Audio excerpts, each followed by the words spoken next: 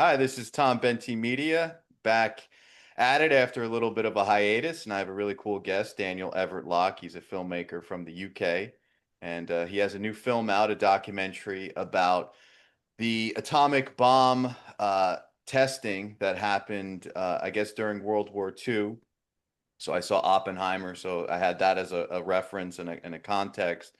But what a lot of people don't know about is how individuals that were part of that experiment out in the desert really were exposed to some terrible effects in terms of long-term effects, in terms of their health, and in terms of even future generations of individuals that were part of the experiments dealing with the nuclear testing. So, Daniel, it's a really cool documentary. Congrats. I know you've gotten a lot of great press and great exposure, and I did enjoy it. So, I'd love to learn more about just you as a filmmaker and where you grew up and how you got into making movies.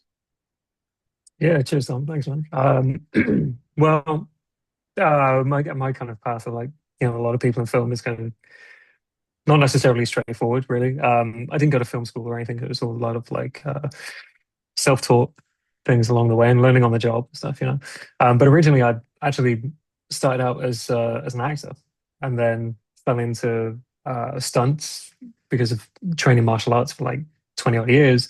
Um, and then that stunt side of things ended up turning into a thing of us making our own films. And because of like my past experience with like photography and stuff, it kind of became me that was like, shooting and using the camera. And then that's when I kind of really realized that that was the thing that I loved the most, was like side of like cinematography and that sort of thing. So that's how I became like a cinematographer for the last 14 years. And then yeah, occasionally along the way, there's been projects that I've wanted to direct, and this has been one of them. Very cool. And this is all in London where you have your career? Yeah, mostly. I mean, I kind of grew up in a place called Worcester, and then moved to London. I lived in Hong Kong for like a year, and then I moved out to Toronto actually for like 8 years, and I recently just moved back to London. Very cool. Very cool. So, this film, it kind of deals with a lot of about government conspiracies, government cover-ups. It seemed like what the government was showcasing really wasn't, or they weren't being completely transparent and completely honest about the experiments and the long-term effects that it was going to have on people. How did you get into developing this project? Yeah, but I mean, firstly, one thing I would say is like conspiratorial. It's not the case. Like Okay. these are all proven, like documented things, and we only covered things that were documented, proven stuff. That's it. Um, I was incredibly cautious to make sure that it wasn't seen as anything remotely conspiratorial, because that does a huge disservice to the people that we've worked with for all this, like the last 4 years. Um, they've suffered a lot. So it was kind of like a thing of, I don't want it to be seen as like this thing that, oh, it's being, over dramatized or whatever. It's not. It's really, really not. And there's all this documented evidence that shows it's not. So it's kind of, that was a kind of important thing. But I mean, like, so we originally this started actually as um, I saw a short doc a number of years, like about 9, 10 years ago. And this short doc talks about these atomic veterans, like soldiers that were sent out to experience the blasts. It was actually about British soldiers that had been sent out, a lot of them kind of conscripted during the 50s and 60s. And they were told to stand there, and they were about like 20 miles away from these like thermonuclear explosions, massive nuclear explosions. And they're told to stand there facing away from the explosion with their hands covering their eyes, with their eyes closed. And they talk about how the flash of the bomb is so bright that they're able to see all the bones and tendons in their hands and the people in front of them through their closed eyes. And that was just like, for me as like a cinematographer and coming from like photography background and stuff, it was kind of like a very crazy visual that I couldn't really believe was true. And then you see through this that it's like, it's not just like one person talking about this, it's like loads of them. And you're like, well, that's kind of crazy that they're all saying the same thing. And then, this kind of led me to like talking to people and being like, you know, did you know about this? Did you see this kind of thing? And they're like, no, I didn't know anything about this. And that was really the thing that made me go, this would make an amazing documentary. Someone should make that documentary. But at the time, I wasn't really, I'd only really been shooting scripted work, TV, films, and stuff. So documentary wasn't really something I'd done much with. And then, you know, fast forward like 6 years later, um, I'd done a few documentaries and worked on some like higher end doc stuff. So I kind of felt I knew how to approach like this story now. So we gave it a shot, and and that's how we kind of really got started. Wow. Yeah, I mean, it was very compelling. I remember in the documentary that I saw, the one that you sent over, they talked about that, how you could actually see the bones of yourself and people when the explosion went off. I mean, that was really unbelievable. And is that something Yeah. like that is like is that known like for nuclear explosions, or is this something that like is not like how can I put this? Uh, like is this part of the experiments, like or do people that are running the experiments understand that this is going to happen, like you're going to the light is going to be so bright that you're actually going to see the bones in yourself and in others, or is this something that just like the witnesses experience individually? Yeah, I mean, so like that's kind of like a so there's from meeting with all these people and interviewing and like doing all the research and seeing all the evidence of what they did and didn't know what they were doing and what it was all about, kind of thing.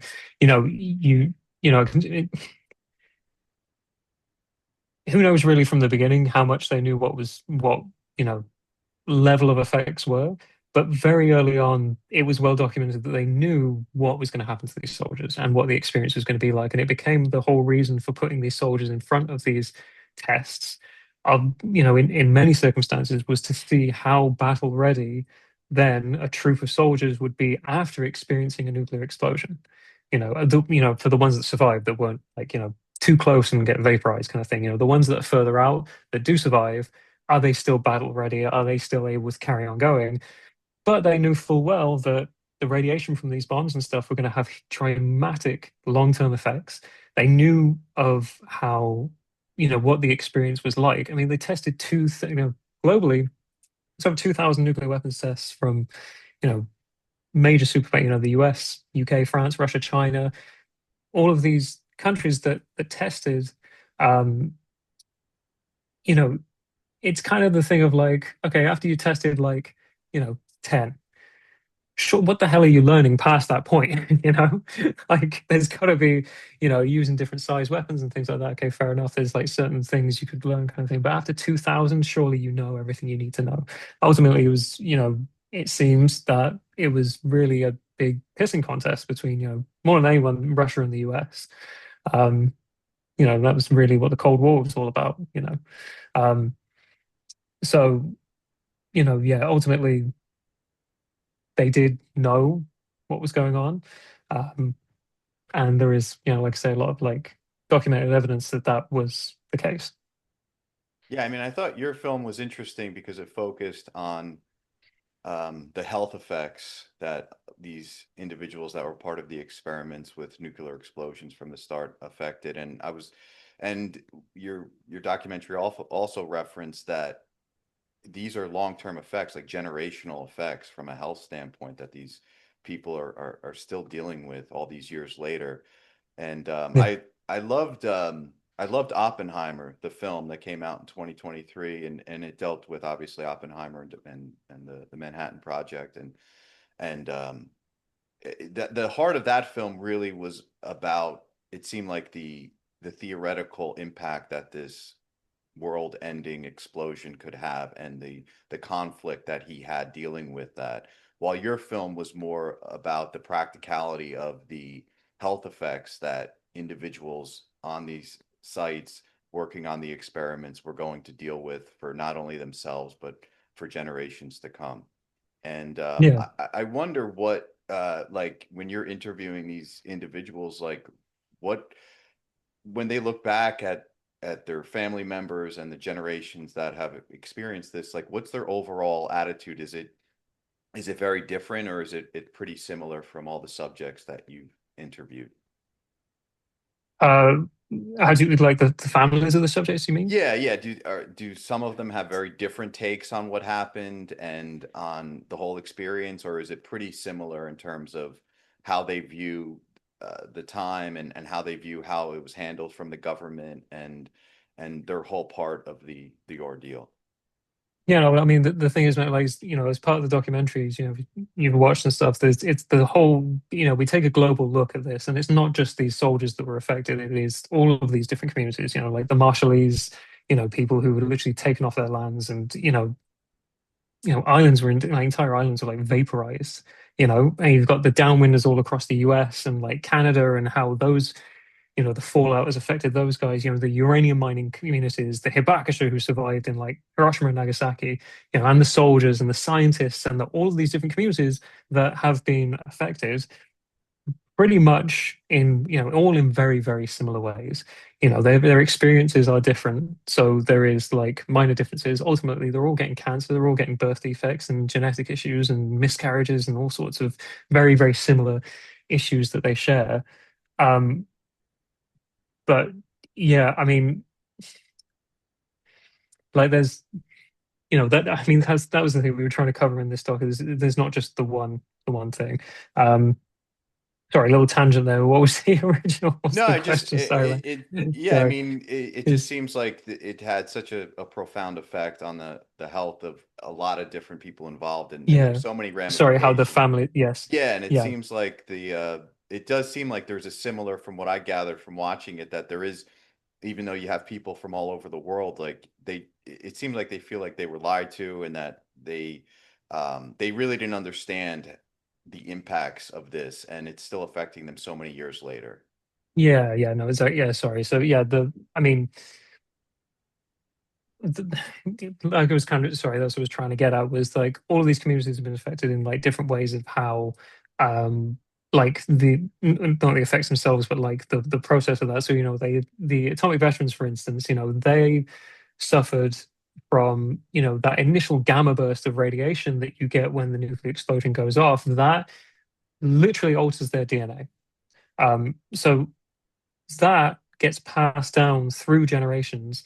And realistically, those issues aren't going to wash out of that kind of gene pool until, like, they say roughly 500 years. Wow. So, that has an impact on them in a very different way to, say, the uranium mining communities up in like Spokane and the Mojave Desert kind of thing, where um, the they're mining for uranium and they're transporting it through these indigenous lands, and it's just spreading everywhere with very little care. And a lot of these communities, like the one in Spokane that we worked closely with, they tell us about how they told us a lot about how a lot of that community didn't really have any work or any way of earning any money, and the mines were the best way of making money. But the problem is, they're getting subjected to like horrendous conditions that were giving them cancer, and like the safety levels, particularly compared to today, but even like even on a whole other level, it was just ridiculous. These guys are bringing uranium back into their own homes without really realizing it. um, and the effects it's having on those communities is very different to, say, the soldiers and then their descendants. These are like cancers from uranium that is just spread all over their communities, and that doesn't just go away. So they each of these communities and all these people, they all have a different experience, but the effects, like cancer and genetic issues and stuff, are the same. um, so I think you find, like, if you go out to, like when we were out to Australia, it's kind of, it's a different kind of rhetoric to the UK and the testing and stuff, because UK came in and just took over their lands and started nuking it. It's like, that's insane. So there is a lot of anger there, you know.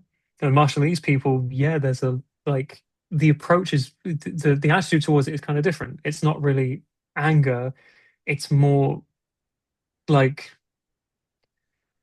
it's kind of, honestly, it was a weird one with those guys. It was kind of like a weird acceptance of the fact that there's nothing they can really do about it, and they're incredibly upset about this, this situation. But it's not anger in the same way that it was from some of the Australian people, that we worked with. The veterans, for instance, in the UK that we worked very closely with, their thing is like this like need for justice ultimately. They've had little to no compensation, they've had no apology, and the recognition is pretty much zero. So, like they recently, a couple of years back, got a medal, but after 70 years of being denied literally everything, a medal doesn't really make up for much, you know? Yeah. So I think all of these families do have a different experience of things because they're all affected. Their experience is all different, but the effects are the same.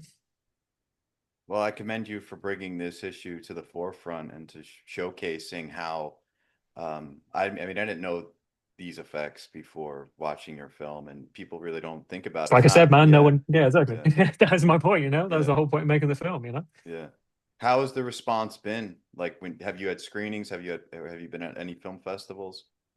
Yeah, so we did our world premiere in Leicester Square, which went really well, and we actually had we got sponsored for a parliamentary screening in the UK. We got cross-party support for the issue, which was great from a lot of politicians, um, and a couple of other smaller screenings, cast and crew kind of stuff and everything. And those to this point, like the thing that was actually really beautiful, particularly from the premiere, was that kind of my whole intention was really to give people that same sense of how have I not heard about this before that I had, like 10 years ago. And that was the react, speaking with all these people afterwards and like at Q&As and stuff, it's like that is the result of the documentary. So I feel like we managed to pull off what I wanted to do, which was kind of create that little bit of wonder and intrigue about, what the hell is this? What the hell has been going on? Um, so that's worked. And then we've got starting May 14th, we're releasing in cinemas in the UK. We've got about 30, 40 different locations in the UK. We are coming to the US as well, Australia, and little bits of Europe as well for Cinema, theatrical. cinemas in the US? Yeah, Oh, working on some stuff at the moment. Yeah. very cool. Very cool. And Yeah. I'm always interested in the creative process. So making a documentary is similar to making a narrative film, but it also is different. And I want Yeah. to learn more about how did you go about, like, just not only the logistics, but how did you tell the story? Did you know beforehand, hey, I wanted to hit like these points and I wanted to showcase it in this way? I mean, I think a lot of times documentaries come together in the editing room. And how was the process? I don't know if you edited or you had an editor. Like, working with the editor is very important with the doc. And how did you go about just creating this and telling the story? And was it mostly on set? Was it mostly like just by the interviews and then putting it together, or did you have an idea of really what you wanted to showcase beforehand? Yeah, man. Yeah, and it's it's actually a bit of a crazy story, really. So I mean, like I said, I've worked in scripted really for the last like 14 years, and stuff I've directed before was never documentary. It was all narrative scripted work. So that difference between I'm well aware of those differences of how different it is between documentary and narrative work. I got to say, I like narrative work a hell of a lot more, honestly. It's a lot more um, structured and like planned, and I like that, that's kind of fun. With the documentary side of things, I've done a few things now, like a couple of like Amazon original series, like doc series and stuff, and it's very much like with scripted stuff. You've got some directors and productions that kind of super well prepared and they go into it with like this really like gung ho, everything's storyboarded, everything's shot, it's ready to go, and then others that are kind of like, directors and stuff that are a little bit more fly by the seat of their pants kind of thing, and just trying to like figure it out as they go kind of thing, and um it's the same in the documentary world. Some of the Amazon ones I've worked on, for instance, they're much more prepared in advance of what they want to do. So there's a lot of like pre-interviews with each of the subjects, and they know very much what kind of like sound bites they're after and what they kind of want to get out of the subjects kind of thing. And you still approach it with like an open mind and stuff, but there is a lot more like initial idea and structure which I think you naturally get because you've got, all these bunch of execs and then production companies and stuff, and then it all kind of, there's a very high expectation on what needs to go there kind of thing. And it's less independent. Other stuff that I've done that's been more independent has been more exploratory and more like kind of investigative and open and willing to change and adapt accordingly. And this one really was a kind of combination of the two, where I did approach it with this idea of like, right, this is about atomic veterans and this experience and this crazy experience of the bomb and all this kind of stuff. And then that completely shifted in our first kind of block of shooting where I met who became our main subject, Alan Owen, who is the descendant of an atomic veteran. His dad was at Christmas Island and experienced a bunch, I think like 24 explosions or something kind of thing, like thermonuclear weapons explosions. So big explosions. And it completely altered his DNA. And then Alan's gone on to have like genetic issues with him and his brother and sister. His brother died very young from a heart attack, and his sister's had multiple heart attacks. He had cardiac arrest at the age of 51. He's got this genetic condition with his heart that was not in any of his family beforehand, but it's been passed down. So it's like it's just he's a bit of a weird medical marvel, and an incredible human being. And so after meeting him, he has this organization called Lab Rats that um, was basically created as a way of getting all of these different communities to communicate because they're all after the same thing. They're all after compensation, justice, like they're all fighting for the same thing. So he put that together for them to all communicate, and then he introduced us to all of these different communities that through my research I was so focused on the atomic veterans I didn't really see that side of things as well. And that's what made me realize, okay, well, there's a bigger story here that no one is told as like a global perspective.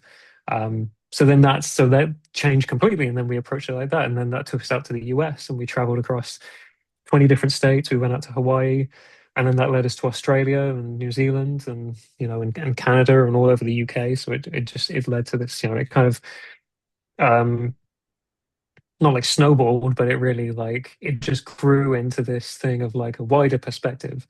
And then it was like, okay, we then came to the edit, and it became a thing of how do we take this global story and this global view and bring it down to the very most important thing, which is the individual and the like the really intimate story level kind of thing, which I knew we were doing from the very beginning. So it was very much like an intentional thing of how we approached everything, of making it very intimate and very personal to each of the subjects.